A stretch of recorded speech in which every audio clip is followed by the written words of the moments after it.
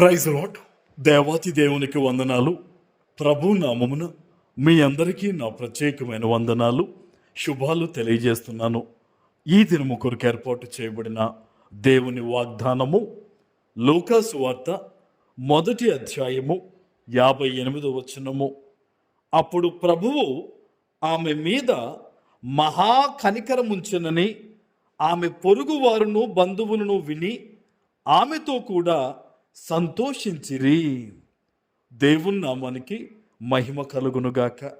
ఈ ఉదయకాల సమయంలో సర్వ సృష్టికర్త అయిన నీ తండ్రి నిన్ను ఆశీర్వదించి గొప్ప వాగ్దానాన్ని నీకు అందిస్తూ ఉన్నారు. హల్లెలూయా. ఇక్కడ గమనించినట్టయితే ఎలిజబెత్ విషయంలో దేవుడు మహా కనికరమునుంచారంట. ఎందుకంటే ఆమెను గొడ్రాలు అని అనేక మంది అన్నట్టుగా, ఆమె అవమానాన్ని పొందినట్టుగా కూడా ఈ లూకా సువార్తలో మనం చూడొచ్చు. అయితే దేవుడు ఆమె మీద మహాకనికరం ఉంచి ఆ అవమానాన్ని ఆయన తొలగించారట. హల్లెలూయా. ఈరోజు ఎక్కడి నుంచి, ఎటువంటి పరిస్థితుల మధ్య నీవు దేవుని వాక్యమును వింటూ ఉన్నావో, ఈ వాగ్దానం ద్వారా నీ తండ్రి నీతో మాట్లాడుతున్నాడు. ఎవరైతే నిన్ను అవమానించారో, ఎవరైతే నిన్ను తృణీకరించారో, ఎక్కడైతే నీవు నిందలు అనుభవించావో, దేవుడు ఈరోజు నిన్ను బలపరుస్తూ ఉన్నారు. ఆ మనుష్యులందరి ఎదుట కూడా దేవుడు నిన్ను గణపరచబోతూ ఉన్నారు. హల్లెలూయా. ఎంత గొప్ప అద్భుతం ఏంటంటే, ఎలిజబెత్ అంటుంది, నాకున్న అవమానాన్ని దేవుడు గర్భఫలాన్ని ఇచ్చి తొలగించాడు అని. అంటే ఎంత దుఃఖపడిందో చూడండి. ఈరోజు బహుశా నిన్ను, నీ బిడ్డల్లో, నీ కుటుంబాన్నో, నీ వ్యాపారాన్నో దేన్ని బట్టో చాలామంది అంటున్నారేమో, మీ దేవుడేడి, ఎక్కడున్నారు మీరు దేవుడు, నీ జీవితం ఎలా ఉంది, నీ కుటుంబం ఎలా ఉంది, నీ పరిస్థితులు ఎలా ఉన్నాయని చెప్పి అంటూ ఉన్నారేమో. బాధపడొద్దు. ఆనాడు జకర్యా, ఎలిజబెత్ ఏదైతే పనిచేసి వారు దేవుని మహాకనికరాన్ని పొందుకున్నారో, ఈరోజు నీవు అదే చేయి. జకర్యా, ఎలిజబెత్ బహువృద్ధాప్యంలో ఉన్నప్పటికీ కూడా జకర్యా తాను ఏదైతే యాజక ధర్మాన్ని చెయ్యాలో తను ఆ యాజక ధర్మాన్ని నిర్వహించాడట.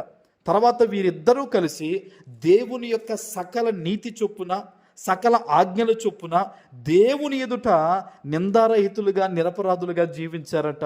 ఈరోజు ఈ వాగ్దానాన్ని వింటున్న నీవు కూడా నీ జీవితం ప్రస్తుతం ఈరోజు వాగ్దానం వినేటప్పటికీ నీ పరిస్థితి నీ చుట్టూ ఎలా ఉన్నా సరే, నువ్వు దేవుని కొరకు అడుగులు ముందుకు వేయి. దేవుని మీద విశ్వాసంతో జీవించు.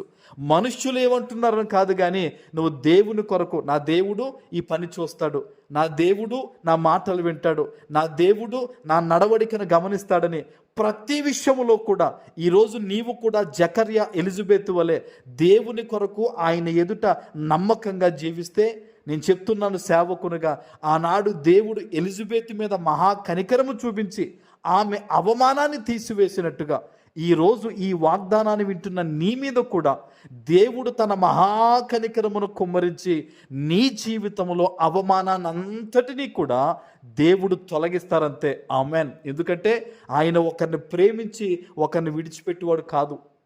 ఆయన చిత్తానుసారంగా జీవించే వారిని దేవుడు గొప్ప సమృద్ధితో నింపుతానని వాగ్దానం ఇచ్చాడు. కనుక ఈరోజు ఈ వాగ్దానం ఎత్తిపెట్టి ప్రార్థించు.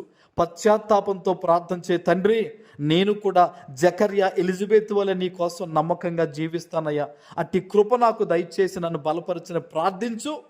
ఈరోజే ఈ వాగ్దానం నీ పట్ల నెరవేరుతుంది. ఆమేన్. ప్రార్థన చేసుకుందాం. పరిశుద్ధుడా, ప్రేమ కలిగిన తండ్రి, మీకు వందనాలు. ఈ ఉదయకాల సమయంలో మీరిచ్చిన ఈ వాగ్దానము ప్రతి బిడ్డ జీవితంలో నెరవేర్చి స్థిరపరచమని యేసు నామమున ప్రార్థిస్తున్నాను తండ్రి. ఆమేన్.